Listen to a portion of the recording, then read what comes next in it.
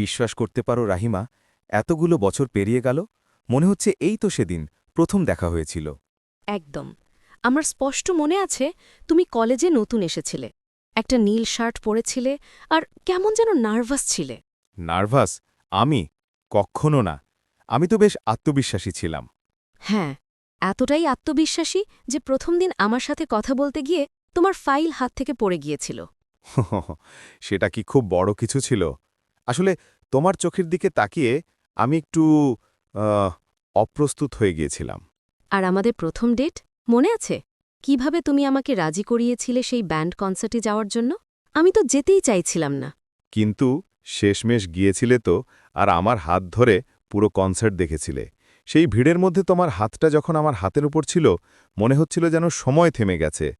হ্যাঁ, সেই প্রথম আমি তোমার হাতের স্পর্শ পেয়েছিলাম। কেমন যেন একটা অদ্ভুত ভালো লাগা কাজ করছিল। আমারও। সেদিনই বুঝেছিলাম, তুমি শুধু আমার বন্ধু নাও। মনে আছে একবার তুমি আমার জন্মদিনে আমাকে সারপ্রাইজ দিতে গিয়ে কিভাবে আমাদের পুরো ফ্ল্যাটমেটদের সাথে মিলে কেক পুড়িয়ে ফেলেছিলে? হ্যাঁ, ওটা তো একটা দুর্ঘটনা ছিল, আর তার জন্য আমি কতবার সরি বলেছি।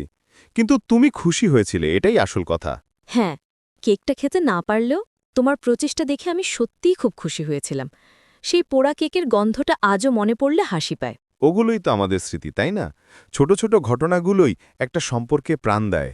সবচেয়ে বেশি মনে পড়ে একবার যখন আমি অসুস্থ ছিলাম, তুমি রাতের পর রাত জেগে আমার পাশে ছিলে, নিজের ঘুম কাজ সব ভুলে গিয়ে। তোমার সুস্থতার চেয়ে আমার কাছে আর কিছু বড় ছিল না। সেই সময় আমি বুঝিয়েছিলাম, তোমার জন্য আমি সবকিছু করতে পারি। আর যখন আমার দাদু মারা গেলেন, তুমি আমাকে যেভাবে সামলেছিলে, সেই সাপোর্টটা আমি কখনো ভুলতে পারব না। তুমি ছিলে বলেই আমি সেই কঠিন সময়টা পার করতে পেরেছিলাম। আঙ্গুল দিয়ে রাহিমার চোখের জল মুছে দিয়ে, তুমি আমার জীবনের একটা অংশ রাহিমা। তোমার কষ্ট মানে আমার কষ্ট। আর আমাদের সবচেয়ে সুন্দর স্মৃতি, সেই পাহাড়ের চূড়ায় সূর্যোদয় দেখা, যখন তুমি আমার হাত ধরে বলেছিলে এভাবে বাকি জীবনটা কাটিয়ে দিতে চাই। আর সেই দিনই আমি বুঝেছিলাম, আমার পৃথিবীটা তুমি। তোমার হাত ধরে বাকিটা জীবন কাটানোর চেয়ে সুন্দর আর কিছুই হতে পারে না। সত্যি, আমাদের কত স্মৃতি, প্রতিটি স্মৃতিই যেন এক একটি গল্প।